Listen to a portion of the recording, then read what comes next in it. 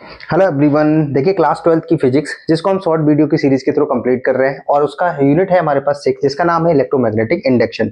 Long video में इसको हम बहुत अच्छे से पढ़ चुके हैं, तो वहां पे जाके इसको अच्छे से समझ सकते हैं। अभी हम चल करते हैं स्टार्टिंग।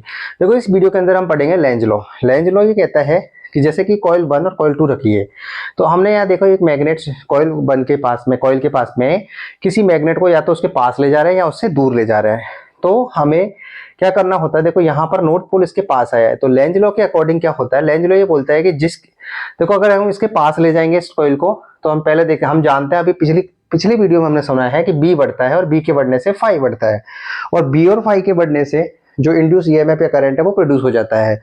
और उसकी वजह से, तो देखो यहाँ पर ध्यान रखेंगे कि जो कॉज था ये प्रोड्यूस होने का, वो सिर्फ और सिर्फ क्या था कि मैग्नेट उसके पास आई थी। तो अकॉर्डिंग टू लेंज लॉ ये उसी कॉज का अपोज करता है जिसके कारण वो प्रोड्यूस हुआ है। तो क्योंकि मैग्नेट इसके पास आई थी, तो लेंज के हिसाब से ये इसी का अपोज करेगा। मतलब ये जो मैग्नेट है इसके पास नहीं आनी चाहिए, इससे दूर जानी चाहिए। और मैग्नेट दूर तब जाएगी जब इसका नॉर्थ पोल यहाँ है, तो इस कॉइल के अंदर भी नॉर्थ पोल बने ताकि रिपल्सन हो। तो इसलिए जब नॉर्थ पोल इसके पास आएगा तो कॉइल भी एक बिहेव करेगी उसके अंदर नॉर्थ पोल की तरह। और नॉर्थ पोल का मतलब होता है, देखो ये ऊपर की तरफ जा रहा है, मतलब ये एंटी क्लॉकवाइज डायरेक्शन बन गई है। तो इंड्यूस करंट की जो डायरेक्शन यहाँ पर आ गई है वो आ गई है एंटी क्लॉकवाइज। इसी तरह से देखो अगर हम मैग्नेट इस कॉइल को दूर ले जाएं, तो हमें पता है बी और फाई कम होंगे और इंड्यूस ईएमएफ करंट प्रोड्यूस हो जाएगा। और इसका प्रोड्यूस होने का एक और एक कारण है, मैग्नेट जो है कॉइल से दूर जा रही है। तो अगर अकॉर्डिंग टू लेंज लॉ ये जो कॉज है ये इसका अपोज करेगा, मतलब इसको दूर नहीं जाने देगा।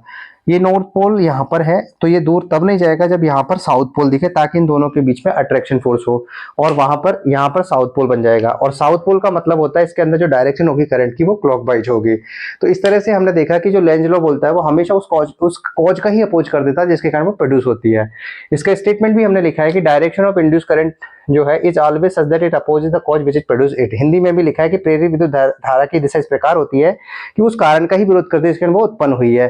दूसरी बात, लेंज का जो लॉ है वो एनर्जी कंजर्वेशन लॉ, ऊर्जा संरक्षण नियम पर आधारित होता है। और इसका मैथमेटिकल देखें तो यहाँ पर माइनस आता है D phi by D T, और एन टर्म से तो एन से गुणा हो जाएगा, minus N into D phi by D T. और माइनस का मतलब होता है वो कॉज का अपोज करता है। अगर इसको अच्छे से समझना है लॉन्ग वीडियो में जाके समझ सकते हैं। Thank you.